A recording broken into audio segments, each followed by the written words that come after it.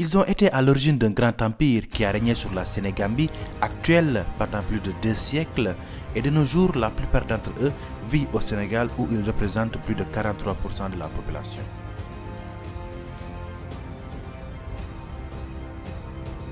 Majoritaires dans les provinces du Jolof, du Kayor, du Bawal, du Saloum, de la presqu'île du Cap-Vert et du Waalo, on peut quand même les retrouver dans toutes les autres provinces du Sénégal, ainsi qu'en Mauritanie et en Gambie, où ils représentent respectivement 9 et 16% de leur population.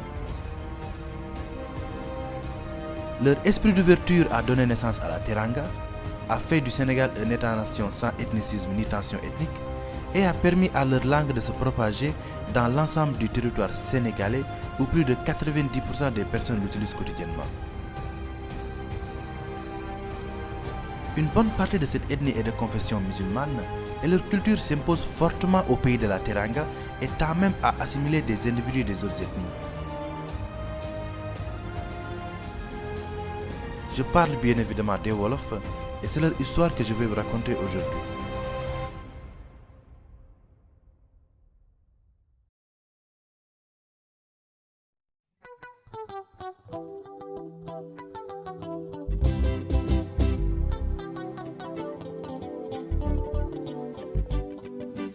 D'après Cheikh Anta Diop, Théophile Obenga ou encore Aboubakry Moussa Lam, les Wolofs comme bon nombre de peuples africains seraient originaires de la vallée du Nil. Ces derniers se basèrent sur des comparaisons ethniques, linguistiques, anthropologiques et culturelles pour justifier ces affirmations. Une première contestation à cette théorie fut la classification des anciens égyptiens dans le groupe kamito-sémitique, alors que les Wolofs sont cités parmi ceux du groupe nigéro-congolais. Mais cette classification a été faite par les mêmes personnes qui nous ont colonisés, qui nous ont nié notre histoire pendant des siècles pour mieux ancrer les processus d'aliénation culturelle et d'assimilation politique et qui, à l'époque, en pleine période d'impérialisme et de colonisation, ne pouvaient pas concevoir que l'idée d'une origine noire de l'Égypte se propage. Mais Cheikh Anta Diop et ses disciples ne furent pas les premiers à dire que les Wolofs ont des origines égyptiennes. En effet, des décennies plus tôt, un Sénégalais du nom de Yoriboli Diaw, né dans le Waalo en 1842, faisant des enquêtes pour le compte des Français auprès des griots et des vieillards, surtout dans le Cayor, affirmant que la plupart des peuples du Soudan occidental provenaient d'Égypte et a décrit 6 migrations de l'Égypte à la vallée du fleuve Sénégal. L'une de ces migrations fut celle des Wolofs. Parmi ces migrations, nous pouvons citer celle des Djaogo, qui fondèrent le royaume du Tekrour, qui devient à partir du 8e siècle vassal de l'Empire du Ghana. Au XIe siècle, l'Empire du Ghana fut attaqué par les Almoravides menés par Aboubakr ibn Omar, qui, avec l'aide de Wardjabi, communément appelé Waré Djabi Ndiaye chez les Wolofs, provoquèrent la chute de l'Empire du Ghana. Cet événement causa le déplacement de plusieurs peuples, dont les Wolofs qui décidèrent de s'installer dans un territoire qu'ils baptisèrent Laf. Et c'est dans ce contexte qu'ils vont être appelés Walaf, qui signifie ceux qui viennent de Laf ou ceux qui vivent à Laf, d'où l'étymologie du mot Wolof, indiquant de nos jours l'ethnie et la langue. Selon la tradition orale Wolof, Jolof Meng, supposé d'origine mandingue, serait le fondateur du premier village Wolof. La question qu'on se pose est que, comment une personne d'origine mandingue a pu créer le premier village Wolof? Il y a évidemment 2 réponses possibles. Soit l'ethnie Wolof est née d'un brassage de plusieurs autres ethnies, soit le fait qu'il y ait des personnes d'origine mandingue, peul, etc. réside d'une assimilation ethnique de la part des Wolofs. La première est plus crédible quand on tient compte de la procédure d'intronisation des rois dans le Waalo. En effet, du XIVe siècle jusqu'au XIXe siècle, c'est les Mbodj qui régnaient dans le Waalo. Le roi portait le titre de Brak, et à la mort d'un Brak, le suivant devait se nommer Mbodj et devait être choisi au sein des 3 chambres maternelles, c'est-à-dire des 3 familles. Ces 3 familles étaient les Logar d'origine Maure, les Djossi d'origine Serer et les Tedjek d'origine Manding et Pulaar.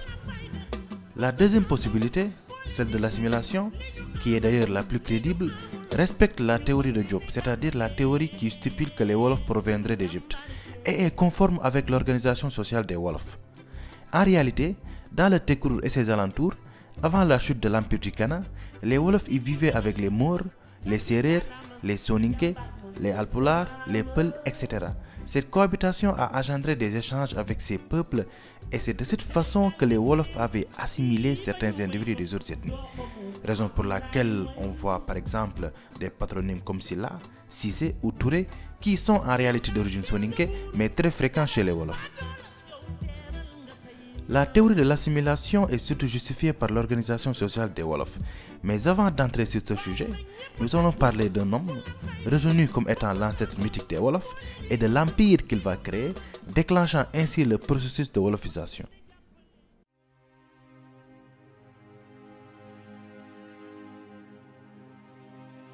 Ndiaye Ndiaye est né à la fin du XIIIe siècle dans un village non loin du Tekrour et selon la tradition orale wolof, serait le fils de Fatimata Sall, fille du Lamtoro Ibrahim Sall du Tekrour et d'un chef de guerre almoravide qui de par son père est un descendant du fameux Wardiabi. Après la mort de son père, tué par un archer soninké non loin de Bakel, sa mère se maria avec un Maure du nom de Barik Bo. C'est de cette union que va naître Barka Bo, dont son nom wolofisé devient Barka Mbodj. Mais la nouvelle situation familiale ne plut pas à Ndiaye. De ce fait, il décida de s'exiler dans le Waalo où son intelligence le permit de gagner la confiance des lamans et des chefs de village et d'être nommé régent du Waalo. Donc en réalité, Ndiaye ne fut ni un Wolof ni l'ancêtre des Wolofs, mais il intégra la culture Wolof depuis l'adolescence et avec l'aide du mat hassinique Maïssa Wali Dione, fonda l'empire du Jolof.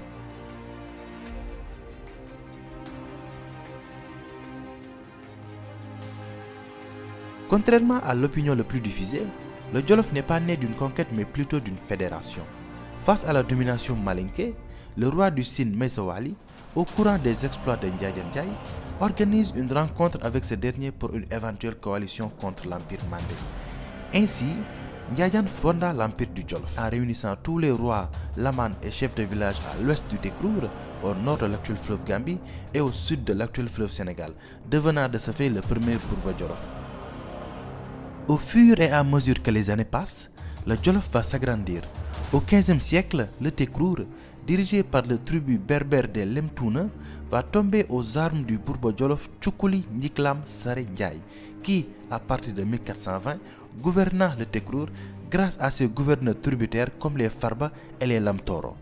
Parmi ces Farba, nous pouvons citer les Farba Walalde, de patronyme Dieng, les Farba de Ndioum et les Farba Ndiawal qui sont des Diop. Tchoukouli Ndiklam va continuer sa conquête notamment au sud du Tekrour, dans le Namandirou, où régnait la dynastie des Belep, brassage de Berbères et d'Alpulaar, de patronyme Ndaw. Il va aussi soumettre les nobles Peuls du Tinor, de patronyme Top, Djoum et Tchomban. À la mort de Tchoukouli Ndiklam, son fils, le Bourba Jolof Leyti Tchoukouli Ndiklam, élargit davantage l'empire. Il prend possession des royaumes de Wuli, de Niani et du royaume aurifère de Ngalam Gadiaga.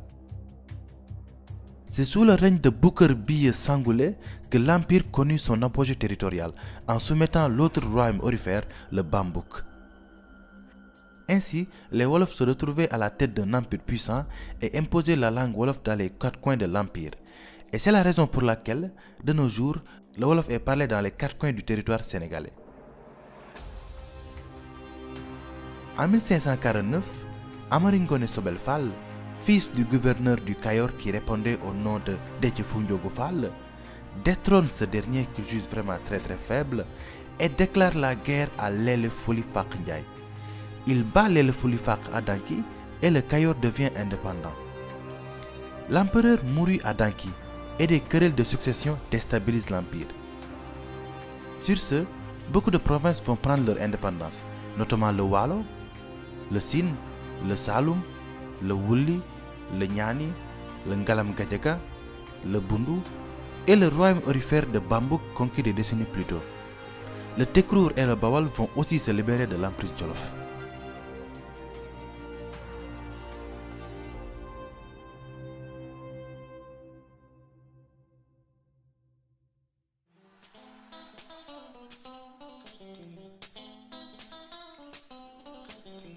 La structure sociale traditionnelle des Wolofs ressemble à celle des ethnies tout couleur Mandeng et Serer.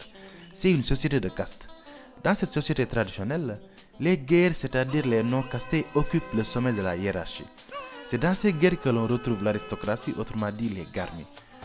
Parmi cette aristocratie, on peut citer le bourg, c'est-à-dire le roi, les grands notables de la cour, les kangam qui étaient les chefs de province et la linguère qui était la reine.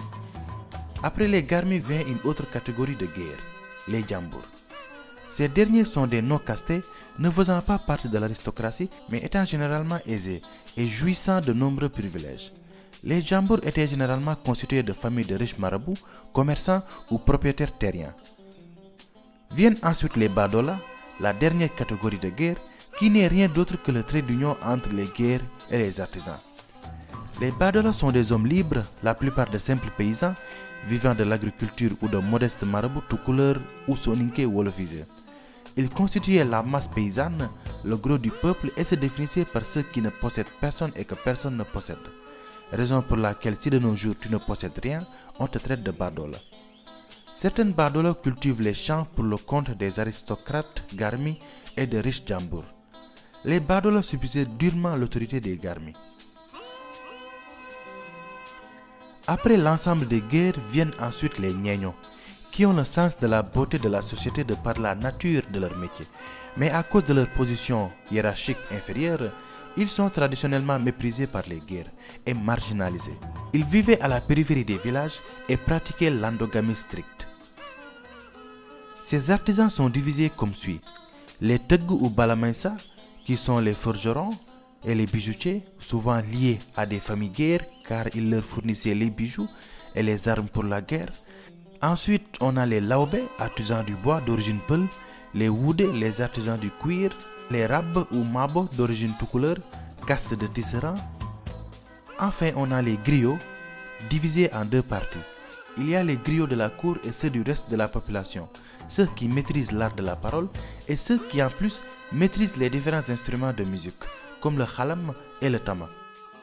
D'après la tradition orale Wolof rapportée par Yoro Boli Diaw, membre de la royauté du Waalo, les Nyegno sont en majorité d'origine Peul et tout couleur. Ce serait pour beaucoup à l'origine des artisans du Tekrour où ce type de caste était déjà en place. Les Nyegno, par souci de conserver leur origine et pour des raisons jugées mystiques liées à leur métier, pratiquèrent l'endogamie. Les familles Wolof artisans se sont ajoutées à eux. Des familles d'ethnie Mandeng, Soninké et Serer sont par la suite venues s'ajouter à cette caste. Il y a donc une grande variété de patronymes. Le mot Nyegno serait même d'origine Pulaar. C'est d'ailleurs pour cette raison que les Nyegno partagent beaucoup de patronymes avec les Alpulaar. Au bas de la hiérarchie se trouvaient les Jam, les esclaves, mais dans une société modérément esclavagiste par rapport à celle des Maures du Trarza ou des Alpulaar du Fouta Toro. Les Lébou constituent une communauté au Sénégal. Traditionnellement pêcheurs mais aussi agriculteurs, ils sont concentrés dans la presqu'île du Cap-Vert et ils parlent un Wolof légèrement différent. Leur origine est très liée à celle des Wolofs. D'ailleurs, de nos jours, ils sont considérés comme une branche de l'ethnie Wolof. Mais les récits Lébou sur l'origine des Wolofs est légèrement différent de celui de la tradition orale Wolof.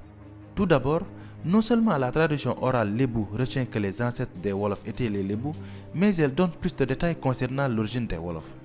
Pour mieux expliquer les faits, retournons en arrière jusqu'au Ghana pré-almoravide.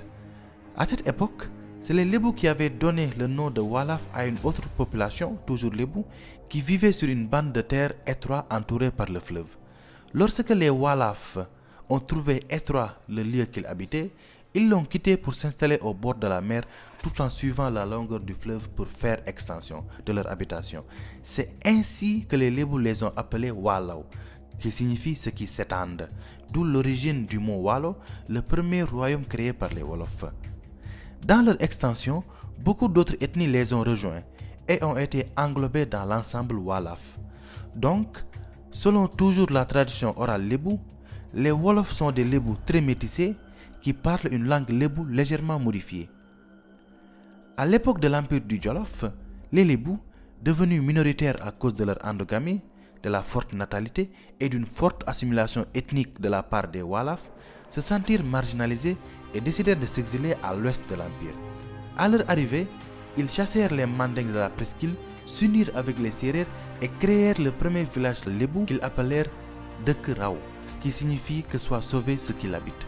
Ce nom, modifié par les Sérères, deviendra Ndakaaru, l'actuel Dakar, terme qui n'est rien d'autre qu'une ultérieure modification, mais cette fois-ci opérée par les Français qui, semble-t-il, ne pouvaient pas prononcer le mot Ndakaaru.